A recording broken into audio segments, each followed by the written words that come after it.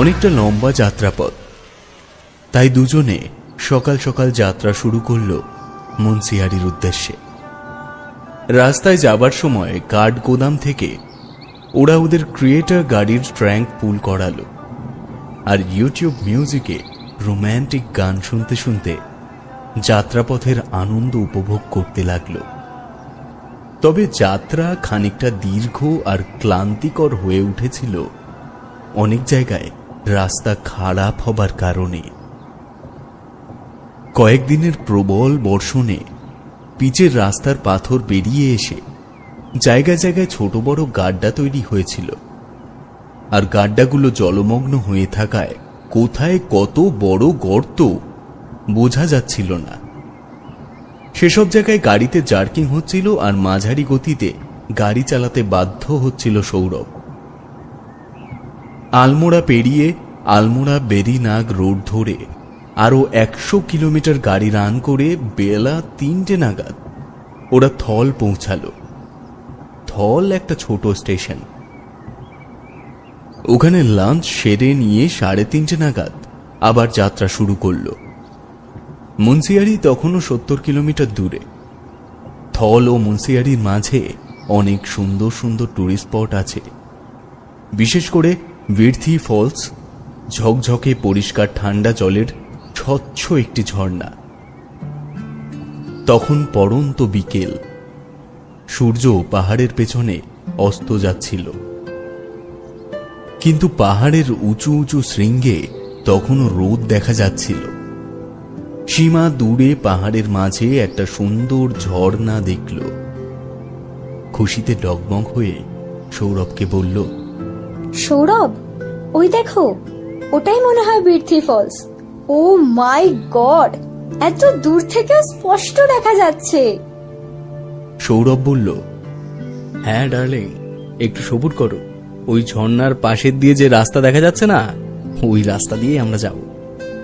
ওরা যত এগিয়ে যাচ্ছিল বিরথি ফলস তত ভালোভাবে দৃশ্যমান হচ্ছিল। কিছুক্ষণ পর ওরা ঝর্ণার কাছে পৌঁছে গেল। ঝর্ণার পাশেই একটা ব্রিজের উপর দিয়ে রাস্তা ছিল। ওরা দুজন ব্রিজ পার হচ্ছিল। তখন গাড়ির স্টার্ট নিজে থেকেই বন্ধ হয়ে গেল। ভালো গাড়িটা হঠাৎ বিগড়ে গেল কিভাবে ভেবে সৌরভ কিছুটা আশ্চর্য হল। গাড়ি থেকে নামল। কিছুক্ষণ পরীক্ষা নিরীক্ষা করে সৌরভ বলল, হ্যাঁ, কিছুই হয়নি বুঝলে, মনে হয় ইঞ্জিন গরম হয়ে গেছে। কিছুক্ষণ অপেক্ষা করে দেখি, গাড়িটাকে একটু রেস্ট দিই, কি বলো?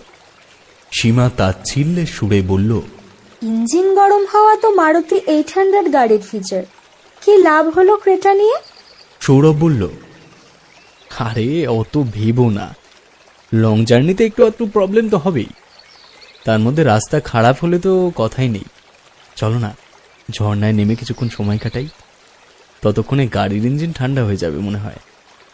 দেখো কি অপূর্ব লাগছে, ওই যে ওই দিকটা ওয়াটারফলটা, আর জল দেখো কি পরিষ্কার, দেখেছো? সীমা বিরক্তির স্বরে বলল, হ্যাঁ চলো, আর কি বা করার আছে? সৌরভ সীমার কাঁধে হাত রেখে ধাক্কা দিয়ে বলল, আরে বাবা চলো না, তুমি না একবার পেছনে লাগার সুযোগ পেলে আর ছাড়তে চাও না। ওরা দুজনে হাসতে হাসতে ব্রিজের পাশে সিঁড়ি দিয়ে নেমে ঝর্ণার একদম কাছে চলে গেল। ঝর্ণার ঠান্ডা জল উপরে পাহাড় থেকে নিচে বড় বড় পাথরের উপর পড়ছিল, আর পাথরে পড়ার পর জলের ছিটে বাতাসে উড়ছিল। সৌরভ আর সীমা টাইটানিকের পোজ দিয়ে ওই ঠান্ডা জলের ছিটে সারা শরীরে অনুভব করছিল। খুব রোম্যান্টিক মুডে ছিল দুজনে। সৌরভ নানান পোজে সীমার ছবি তুলছিল। তখনই সীমার নজর পড়ল ব্রিজের দিকে। ও দেখল খুব সুন্দরী একটি মেয়ে ব্রিজে ওদের গাড়ির আশেপাশে ঘোরাঘুরি করছে। কয়েক সেকেন্ড ধরে সীমা মেয়েটিকে বিস্ময়ের সাথে দেখতে লাগলো। সৌরভ মেয়েটিকে দেখতে পায়নি, কারণ ওর পিঠ ছিল গাড়ির দিকে। সীমাকে এভাবে তাকিয়ে থাকতে দেখে সৌরভও পেছনে ফিরে তাকালো। গাড়ির দিকে তাকাতেই ওর নজর ওই মেয়েটির উপর পড়ল। ও আর চোখ ফেরাতে পারল না। মাঝারি আঁটো সাঁটো গরম, ফর্সা মোলায়েম শরীর থেকে যেন লাবণ্য চুইয়ে পড়ছে। গোলাপি শিফন শাড়িতে মেয়েটিকে দেখে মনে হচ্ছিল যেন কোনো স্বর্গের অপ্সরা। চুলের লম্বা মোটা বিনুনি ওর কোমর পর্যন্ত চলে এসেছে। সৌরভ মেয়েটির দিকে হাঁ করে তাকিয়ে আছে দেখে সীমা ভারী বিরক্ত হল। দু হাতে সৌরভের মুখ ওর দিকে ঘুরিয়ে নিয়ে ওর চোখে চোখ রেখে বলল, তুমি কি এখানে আমার ছবি তুলতে এসেছো না ওই মেয়েটার? সৌরভ আমতা আমতা করে বলল, আরে আরে আমি তো শুধু দেখছিলাম ওই মেয়েটাকে। আর আমাদের গাড়ির কাছে কি করছো গো? হ্যাঁ হ্যাঁ, আমি সব জানি। তোমার ছুকছুকানি সব আবার গেল না। এখন চলো এখান থেকে, তুলতে হবে না আমার ফটো। বলে সীমা রাগ করে ঝর্ণা থেকে উঠে আসতে লাগলো। সৌরভ ওর পিছু পিছু আস্তে আস্তে বলল, আরে সোনা, কেন মিছিমিছি রাগ করছো? দুজনে ব্রিজে উঠে এলো। সুন্দরী মেয়েটা তখনও গাড়ির কাছেই ছিল। সৌরভ ও সীমাকে গাড়ির কাছে আসতে দেখে মেয়েটি সীমাকে বলল, হাই, আমি সুনয়না। অ্যাকচুয়ালি আমার গাড়িটা কাছেই খারাপ হয়ে গেছে, তো আপনাদের গাড়ি দেখে একটু সাহায্যের জন্য এলাম। আমি মুন্সিয়ারি যাব। আপনারা কি একটু লিফট দিতে পারেন? সীমা বাহানা দিয়ে বলতে যাচ্ছিল, অ্যাকচুয়ালি আমরা তো সৌরভ তার মাঝেই বলে বসল, হ্যাঁ, আমরাও মুন্সিয়ারি যাচ্ছি, আপনি আমাদের সাথে যেতে পারেন। সীমা চোখ বড় বড় করে সৌরভের দিকে তাকালো। সীমার দিকে তাকিয়ে সৌরভ বুঝতে পারল মেয়েটিকে লিফট দেবার প্রস্তাব সীমার একেবারেই ভালো লাগেনি। সৌরভ অপ্রস্তুত হয়ে সীমার থেকে নজর সরিয়ে গাড়িতে এসে বসল। সীমা সৌরভের পাশের সিটে এসে বসল, আর ওই মেয়েটা বসল সীমার পেছনের সিটে। সৌরভ গাড়ি স্টার্ট করতেই যাচ্ছিল কি ইনসাইড মিররে ও নজর পেছনের সিটে বসে থাকা মেয়েটার দিকে গেল। মেয়েটা খুব টাইট ব্লাউজ পরেছিল, আর ওর শাড়ির আঁচল বুক থেকে সরে গিয়েছিল। মেয়েটাও গাড়ির কাঁচে সৌরভকে ওর দিকে তাকাতে দেখে নিল, আর সৌরভের দিকে তাকিয়ে একটা রহস্যময় হাসি হেসে আঁচল ঠিক করল। সীমা চতুর্দৃষ্টিতে সৌরভের কাণ্ডকীর্তি লক্ষ্য করছিল, আর রাগে গজগজ করতে করতে সৌরভের কানের কাছে এসে মৃদু স্বরে বলল, এক কাজ করো, তুমি পিছনে চলে যাও, গাড়ি আমি চালাচ্ছি। সীমার কাছে অপদস্থ হয়ে সৌরভ শতপ্রণোদিত হয়ে গাড়ির চাবি ঘোরাল। গাড়ি একেবারেই স্টার্ট নিয়ে নিল। গাড়ি স্টার্ট হতেই সৌরভ সীমার রাগ ঠান্ডা করার জন্য হাসি মুখে বলল, দেখেছো, ইঞ্জিন ঠান্ডা হয়ে গেছে। সীমা তখনও রেগেছিল। ও দাঁত কিড়মিড় করতে করতে ফিস ফিস করে বলল, কারের ইঞ্জিন তো ঠান্ডা হয়ে গেছে, কিন্তু তোমার ইঞ্জিন মনে হয় একটু বেশি গরম হয়ে গেছে। ঠিকই বলেছিল। সুনয়না ছিলই এত সুন্দরী যে যে কোনো পুরুষ ওকে দেখলেই ফিদা হয়ে যাবে। মুন্সিয়ারির দিকে যাবার সাপের মতো পেঁচানো পাহাড়ি রাস্তায় সৌরভের ক্রেটা ধীর গতিতে এগিয়ে চলছিল। সৌরভের হাত স্টিয়ারিং এর ওপরে ছিল, কিন্তু নজর বারবার পেছনে বসে থাকা সুনয়নার দিকে চলে যাচ্ছিল। সীমা সৌরভের দিকে বক্র দৃষ্টিতে চোখ বড় বড় করে তাকাচ্ছিল। সৌরভ বুঝতে পেরেছিল আজ ওর কপালে দুঃখ আছে। ধীরে ধীরে সন্ধ্যা নেমে অন্ধকার ঘনীভূত হতে লাগলো, আর ওরা মুন্সিয়ারির খুব কাছে পৌঁছে গেল। ঠান্ডা বাড়তে লাগলো, কেননা বরফে ঢাকা মুন্সিয়ারি খুব কাছেই ছিল। সীমা পিছন ফিরে সুনয়নাকে জিজ্ঞেস করল, আপনি কোথায় নামবেন? সুনয়না বলল, এই সামনেই একটা রিসর্ট আছে, ওখানেই যাব। কিছুক্ষণ পরে ওরা মুন্সিয়ারির একটা আলিশান রিসর্টের সামনে এসে দাঁড়ালো।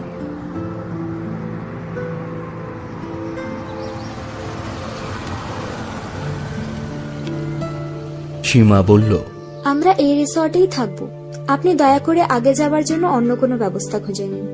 সুনয়না বলল, না না, তার দরকার পড়বে না, আমিও ওই রিসর্টেই উঠেছি।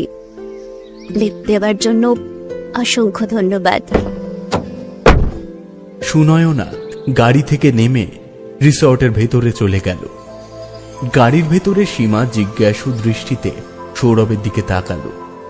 সৌরভ সুনয়নার দিকে বারবার তাকানোর অপরাধ বোধে সীমার চোখে চোখ রাখতে না পেরে সামনের দিকে চেয়ে রইল।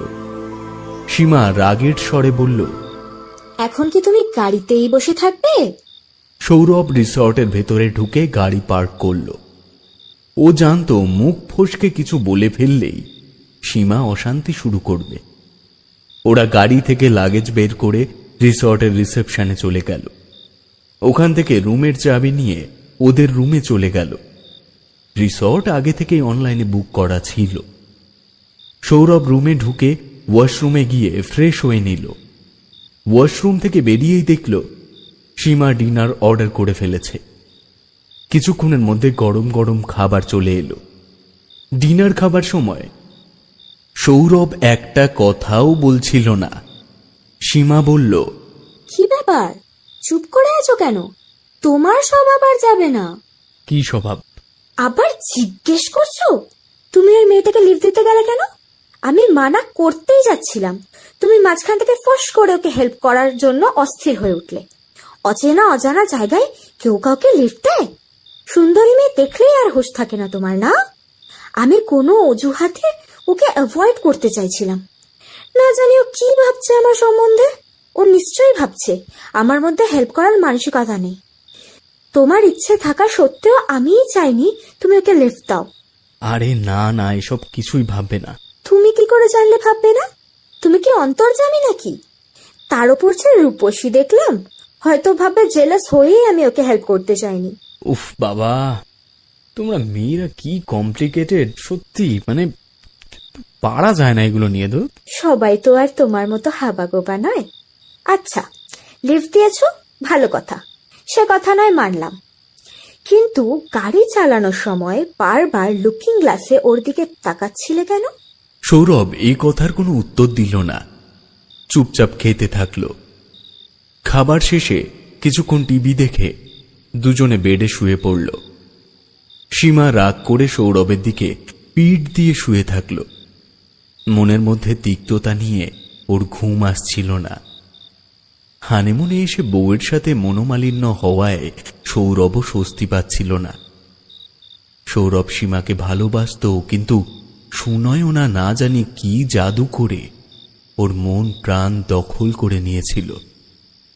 সৌরভ চাইছিল সীমার কাছে ক্ষমা চেয়ে ওর মান ভাঙাতে, কিন্তু ওর মাথায় সুনয়নার কথাই ঘুরপাক খাচ্ছিল। টাইট ব্লাউজের মধ্যে থেকে উকি দিতে থাকা ক্লিভেজ, বুক থেকে খসে পড়া আঁচল আর মুখে লেগে থাকা মিষ্টি হাসি চোখের সামনে বারবার ভেসে উঠছিল। হানিমুনে এসে অন্য মেয়ের প্রতি আকৃষ্ট হয়ে পড়ায় যদিও কিছুটা বিবেক দংশন কাজ করছিল, কিন্তু সুনয়নার মায়াবী রূপের জাদু সেই বিবেক দংশন ছাপিয়ে গিয়েছিল। সৌরভের দ্রুত শ্বাস পড়ছিল আর হৃদস্পন্দন কোনো বেলাগাম ঘোড়ার মতো ছুটতে শুরু করেছিল। সুনয়নাকে কল্পনা করে সৌরভের রোম রোম রোমাঞ্চিত হয়ে উঠেছিল। সৌরভ সীমার মধ্যে এই কল্পনায় সুনয়নাকে খুঁজে পেতে চাইছিল। সীমা কম্বলের মধ্যে ঢুকে সৌরভের দিকে পিঠ করে শুয়েছিল। সৌরভ সীমার খুব কাছে ঘেঁষে কম্বল সরিয়ে সীমার পিঠে চুমু দিতে লাগল। সীমাও রাগ ধরে রাখতে না পেরে উপভোগ করছিল। সীমা সৌরভের দিকে পাশ ফিরল। সৌরভের চোখের দিকে তাকিয়ে ওর ঠোঁটে আলতো করে ঠোঁট রাখল। তারপর দুজনে দুজনের উপরে এমন ভাবে হামলে পড়ল যেমন ক্ষুধার্ত বাঘ তার শিকারের ওপর লাফিয়ে পড়ে। সেই সময় ওদের রুমের বাইরে জানালায় একজন দাঁড়িয়েছিল। রাতের আলো আঁধারি খেলায় তার কালো ছায়া ঘরের ভেতর থেকে জানলায় দৃশ্যমান হচ্ছিল, কিন্তু সৌরভ ও সীমার সেদিকে কোনো খেয়ালই ছিল না। ওই কালো ছায়া আর কারো নয়, সুনয়নারই ছিল। সুনয়না ততক্ষণ অবধি জানলায় দাঁড়িয়ে সৌরভ ও সীমার অন্তরঙ্গ মুহূর্তের সাক্ষী হয়ে রইল, যতক্ষণ না মিলনে ক্লান্ত হয়ে ওরা ঘুমিয়ে পড়ল।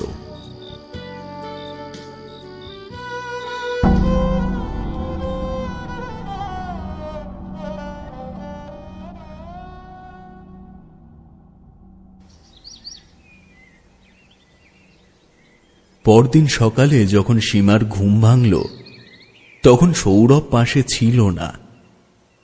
ও ভাবল সৌরভ বোধহয় ওয়াশরুমে গেছে, কিন্তু ওয়াশরুমে দেখতে পেল না।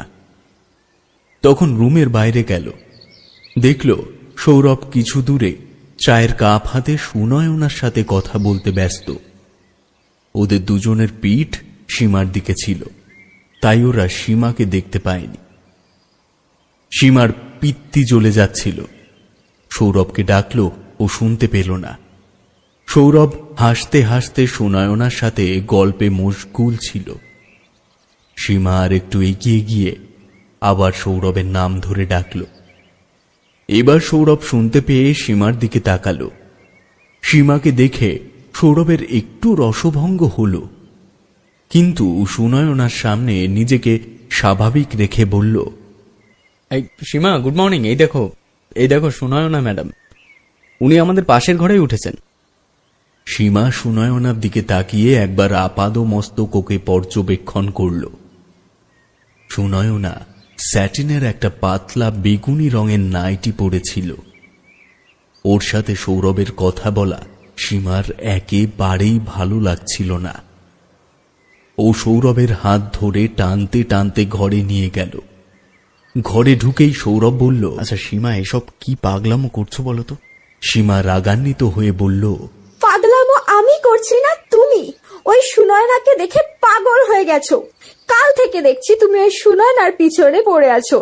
ও কি পড়েছে দেখেছো? হ্যাঁ, তুমি আর না দেখো? এই ঠান্ডার মধ্যেও পাতলা ফিনফিনে নাইটি পরে দাঁড়িয়েছিল তোমার সামনে। বেহায়া মেয়ে, এটুকু হুঁশ নেই একজন পরপুরুষের সামনে কি ধরনের পোশাক পরে আসতে হয়? সৌরভ বলল।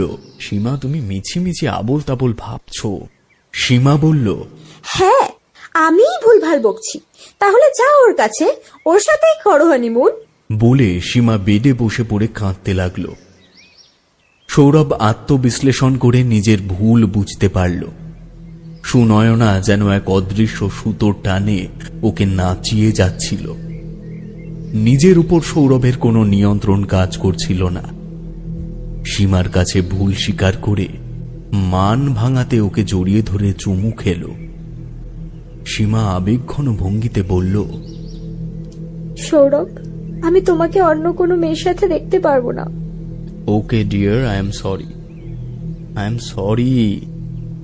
আমি আর ওর সাথে কথা বলবো না, হয়েছে? কিছুক্ষণ পর সৌরভ ও সীমা রেডি হয়ে রুমের বাইরে এলো। ওদের ট্রেকিং এ যাবার পরিকল্পনা ছিল। বাইরে বেরিয়ে সীমা এদিক ওদিক দেখতে লাগলো। ওই বেহারা সুনয়না আশেপাশে কোথাও নেই তো।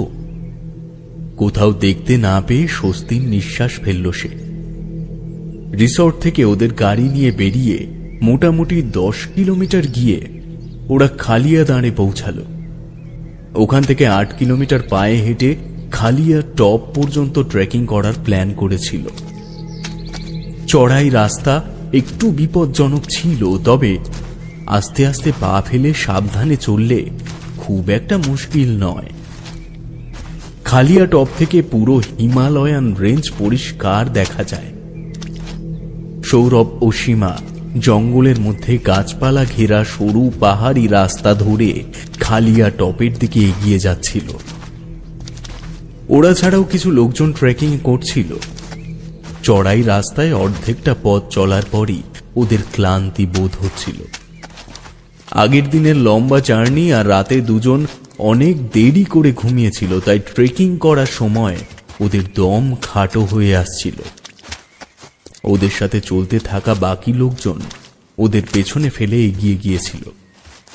সীমা একটা পাথরের উপরে বসে হাঁপাতে হাঁপাতে বলল, সৌরভ, আরো এগিয়ে যাবে না এখান থেকেই ফিরে যাবে?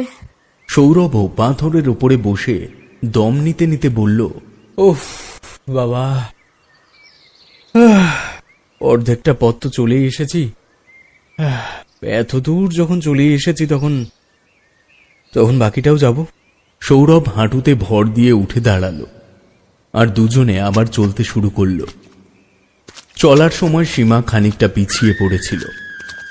আচমকা সীমার চিৎকার শুনে সৌরভ পেছনে ফিরে দেখল সীমা টাল সামলাতে না পেরে পড়ে গিয়ে পাহাড়ের ঢালে গড়াতে গড়াতে পাশেই খাদে গিয়ে পড়ল। এত অল্প সময়ের মধ্যে ঘটনাটা ঘটল যে সৌরভ সীমার কাছে ছুটে যাবার অবকাশই পেল না। একটু আগে হলে কোনো ক্রমে ছুটে গিয়ে সীমার হাত ধরে ফেলে ওকে পড়ে যাওয়ার থেকে বাঁচানোর চেষ্টা করত সৌরভ, কিন্তু সে সুযোগই পেল না। ও ভেবেই পেল না সীমা আচমকা পড়ে গেল কিভাবে। যে খাদে সীমা গিয়ে পড়েছিল সেটা খুব গভীর ছিল।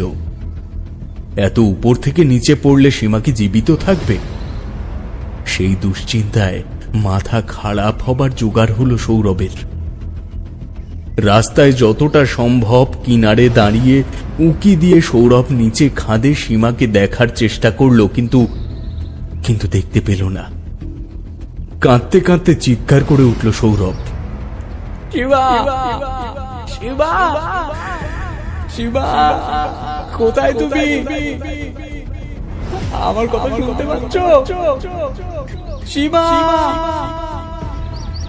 কোনো সাড়া পেল না। ওদের সাথে যারা ট্রেক করছিল তারা অনেকটা আগে চলে গিয়েছিল। সৌরভ হেল্প হেল্প বলে চিৎকার করছিল যাতে আশেপাশে কেউ থাকলে সাহায্যের জন্য ছুটে আসে, কিন্তু কেউ এলো না। কিংকর্তব্য বিমূঢ় হয়ে মাথা চাপড়াতে লাগলো সৌরভ। ওই জঙ্গলে মোবাইলের নেটওয়ার্কও ঠিকঠাক আসছিল না। অনেকক্ষণ পর নিচে খাদ থেকে সীমার মৃদু কণ্ঠস্বর ভেসে এলো, আমি ঠিক আছি, উপরে আসছি। সীমার গলা শুনে সৌরভ যেন প্রাণ ফিরে পেল। সীমা খুব স্বচ্ছন্দভাবে ওই খাদ থেকে উপরে উঠে এলো। সীমাকে এত দক্ষভাবে খাদ থেকে উপরে উঠতে দেখে সৌরভের আশ্চর্য লাগলো। সীমার বিশেষ চোট লাগেনি দেখে তো আরো খুশি হল। সীমাকে ফিরে পেয়ে সৌরভ আবেগে বুকে জড়িয়ে নিল। সীমা বলল, সৌরভ, চলো না রুমে ফিরে যাই। আমার দম ফুরিয়ে গেছে, আমি আর আগে যেতে পারবো না। সৌরভেরও আগে যাবার কোনো ইচ্ছে ছিল না। সীমাকে নিয়ে ওখান থেকে কোনো ক্রমে ফিরে যেতে পারলে বাঁচে। সীমার কথায় সায় দিয়ে উতরাই বরাবর নেমে এসে খালিয়াদার থেকে ওদের গাড়ি নিয়ে রিসোর্টে ফিরে এলো। রুমে ফিরে সৌরভ ওয়াশরুমে চলে গেল। তারপর ফ্রেশ হয়ে তোয়ালে দিয়ে মুখ মুছতে মুছতে বেরিয়ে দেখল সীমা একটা সেক্সি গোলাপি নাইটি পরে বেডে শুয়ে আছে। বড়ই লাস্যময়ী ভঙ্গিতে আঙুল দিয়ে ইশারা করতে করতে সৌরভকে কাছে ডাকছিল সীমা। সৌরভ প্রথমবার সীমাকে এমন কামুক ভঙ্গিমায় দেখল। সীমাকে এর আগে এত আকর্ষণীয় কখনো মনে হয়নি। সৌরভ উত্তেজনা সামলাতে না পেরে বেডে সীমার ওপর ঝাঁপিয়ে পড়ে ওকে বাহু বন্ধনে আবদ্ধ করে ফেলল। ওরা একে অপরের মাঝে মিশে গিয়ে এমন ভাবে আদিম খেলায় মত্ত হয়ে উঠল যেমন নাগ নাগিনী পরস্পরকে জড়িয়ে ধরে সম্ভোগ করে। কিছুক্ষণ পর সৌরভের ফোন বেজে উঠল। ওরা দুজন কম্বলের মধ্যে ঢুকেছিল। সীমা বিরক্ত হয়ে কম্বল থেকে হাত বের করে সৌরভের ফোন পাশেই টেবিলের উপর রেখে দিল। কিছুক্ষণ পর আবার ফোন বাজল। সৌরভ সীমার সাথে বিছানায় এমন মত্ত ছিল যে ফোন রিসিভ করার কোনো ইচ্ছেই ছিল না। কিন্তু তৃতীয়বার যখন ফোন বাজল তখন ভাবল নিশ্চয়ই কোনো আর্জেন্ট ফোন হবে। ও কম্বলের ভেতর থেকে হাত বের করে টেবিলের উপর থেকে ফোনটা কম্বলের মধ্যে টেনে নিয়ে ফোন রিসিভ করে ফোনটা কানে লাগালো। অপর প্রান্ত থেকে জোরালো কণ্ঠ ভেসে এলো, আমি মুন্সিয়ারি থানার ইনচার্জ বলছি, আপনার স্ত্রী হসপিটালে ভর্তি, অনুগ্রহ করে তাড়াতাড়ি আসুন। সৌরভ কম্বলের ভেতর থেকেই বলল, কি আবল তাবল বকছেন, আমার স্ত্রী আমার সাথেই আছে। ওই দিক থেকে আওয়াজ এলো, স্যার আপনার স্ত্রী আমার সামনে হাসপাতালের বেডে বেহুশ হয়ে পড়ে আছে, বিশ্বাস না হলে ভিডিও কল করে দেখে নিন। এ কথা শুনে সৌরভ কম্বল সরিয়ে বেড থেকে উঠে দাঁড়ালো।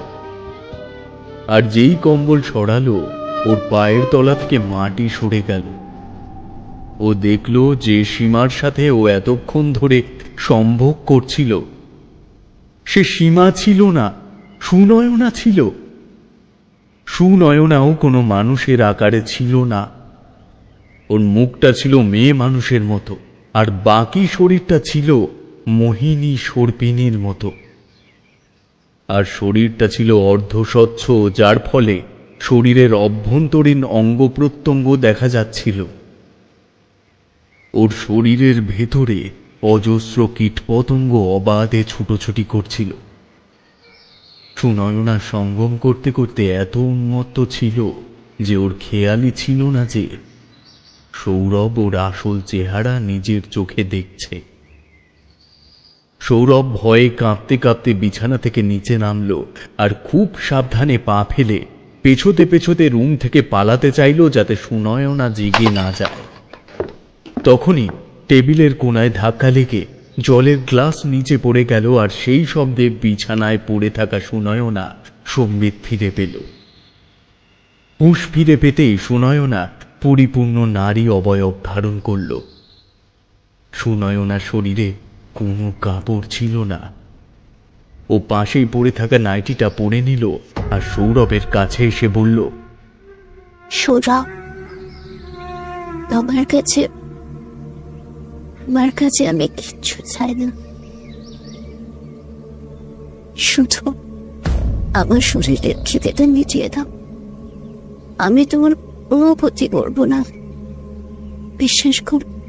বলে আকুতি নিয়ে ও সৌরভের দিকে অগ্রসর হতে লাগলো। তখনই সৌরভের রুমের দরজায় প্রবল পদাঘাত।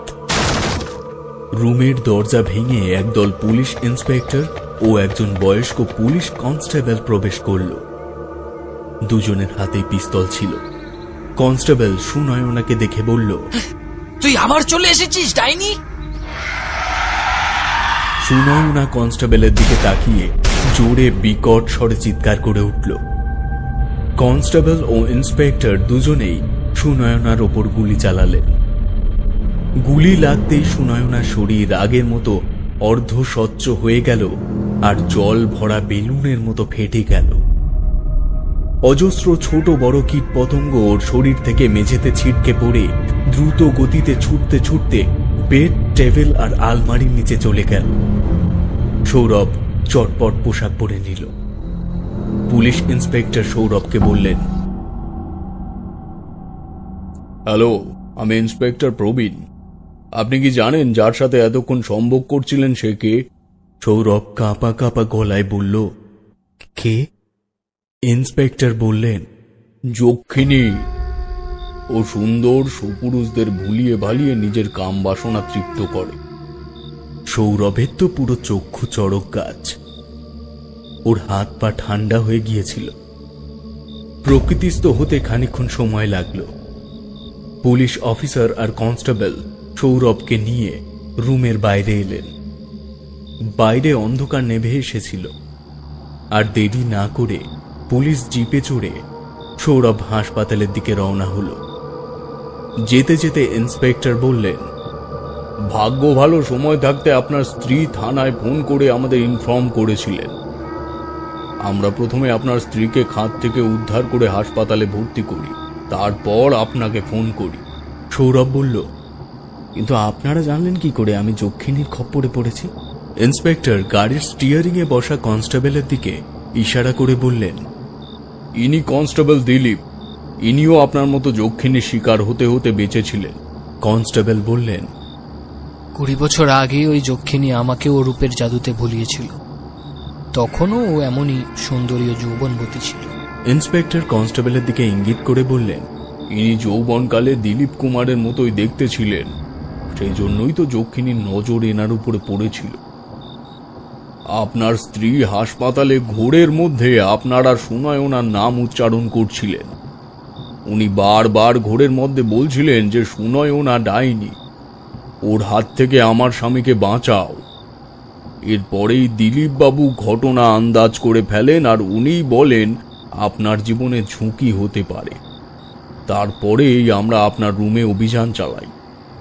সৌরভ বলল, স্যার স্যার আমার স্ত্রী ঠিক আছে তো? পুলিশের জিপ হাসপাতালের সামনে এসে দাঁড়ালো। ইন্সপেক্টর বললেন, হ্যাঁ, এখন উনি ভালো আছেন। এরপর থেকে ওনার ব্যাপারে আরো সজাগ থাকবেন প্লিজ। যান, আপনার স্ত্রীর কাছে যান, আমরা আসছি, আমাদের কাজ আছে। সৌরভকে জিপ থেকে নামিয়ে দিয়ে ইন্সপেক্টর প্রবীণ ও কনস্টেবল দিলীপ ওখান থেকে চলে গেলেন। সৌরভ সীমার কাছে গেল। সীমা হাসপাতালের বেডে শুয়েছিল আর ওর মাথায় পট্টি বাঁধা ছিল। ওর এক হাত ফ্র্যাকচার হয়েছিল। লাকিলি ও খুব বেশি চোট পায়নি। সৌরভকে কাছে পেয়ে সীমার চোখে জল চলে এলো। ও বেড থেকে উঠে বসলো আর সৌরভ ওর পাশে গিয়ে বসল। সৌরভ জিজ্ঞেস করল, সীমা, সীমা, তুমি খাদে পড়ে যাবার পর কি হয়েছিল? সীমা বলল, আমি নিজে থেকে খাদে পড়ে যাইনি, সুনয়নাই আমাকে পেছন থেকে ধাক্কা দিয়েছিল। সীমা আরো বলল, আমি চাল সামলাতে না পেরে পাহাড়ে ঢালে গড়াতে গড়াতে আর পাথরে ধাক্কা লাগতে লাগতে খাদে পড়ার আগেই পাহাড়ের গায়ে একটা গাছে আটকে যাই। আমার মাথায় প্রচন্ড চোট লেগেছিল, যার ফলে আমি বেহুশ হতে যাচ্ছিলাম। তুমি উপর থেকে আমার নাম ধরে ডাকছিলে, আমি শুনতে পাচ্ছিলাম, কিন্তু আমার কথা বলার ক্ষমতা ছিল না। গলা থেকে আওয়াজই বের হচ্ছিল না। আবছা আবছা মনে পড়ছে, আমি বেহুশ হয়ে যাবার আগে সুনয়না পাহাড়ের গা বেয়ে বেয়ে সাপের মতো চলতে চলতে আমি যে গাছে আটকেছিলাম তার সামনে এলো। আমাকে অসহায় জখম অবস্থায় দেখেও ওর বিন্দু মাত্র দয়া হলো না। চোখ বড় বড় করে ক্রূর দৃষ্টিতে আমার দিকে তাকালো। দেখতে দেখতে আমার চোখের সামনে ও আমার রূপ ধারণ করলো। তারপর আমার দিকে তাকিয়ে বিদ্রুপাত্মক হাসি হেসে পাহাড়ের গা বেয়ে গড়িয়ে গড়িয়ে চলতে চলতে উপরে উঠে গেল। আমার চোখের সামনে আধার ঘনিয়ে এলো আর আমি জ্ঞান হারিয়ে ফেললাম। যখন হুঁশ ফিরল তখনও আমি ওই গাছেই আটকে ছিলাম। আমার এক হাত ভেঙে গিয়েছিল, আরেক হাত দিয়ে ফোন করে দেখি ফোনের ডিসপ্লে ভেঙে গিয়েছিল, তাই তোমাকে কল করতে পারিনি। আমি ফোনের পাওয়ার বাটন দুবার প্রেস করলাম, তাতে ইমার্জেন্সি কল লেগে গেল।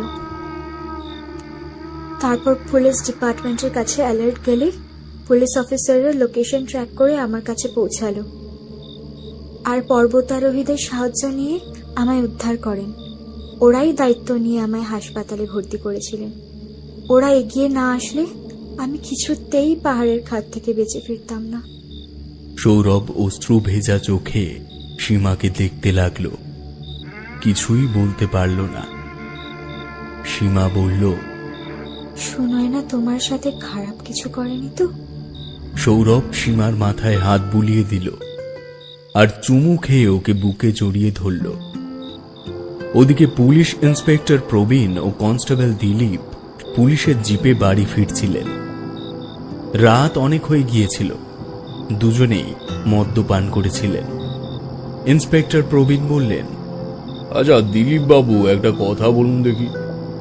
যক্ষিণীর সাথে সম্ভব করে নিশ্চয় খুব মজা পাওয়া যায়, কি বলেন? যক্ষিণী দেখতে তো অপ্সরার থেকে কম নয়।